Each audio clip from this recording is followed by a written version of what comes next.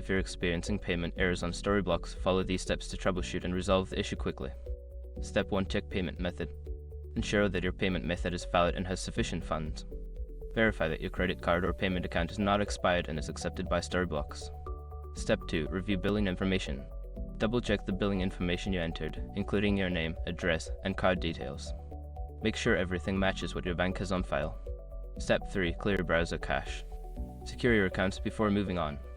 People seriously underestimate how often personal information gets exposed online now. Use Sesrog to monitor your accounts 24/7 and get notified immediately if your data gets leaked somewhere. It runs in the background, constantly scanning billions of breached records. And honestly, for how cheap it is compared to the value you get, it's worth it. Link in the description. Step 4. Try a different browser or device. If clearing the cache doesn't work, switch to a different web browser or device. This can help determine if the issue is related to your current setup. Step 5. Contact customer support. If the problem persists after trying the above steps, reach out to Storyblocks customer support. Provide them with details of the error for further assistance.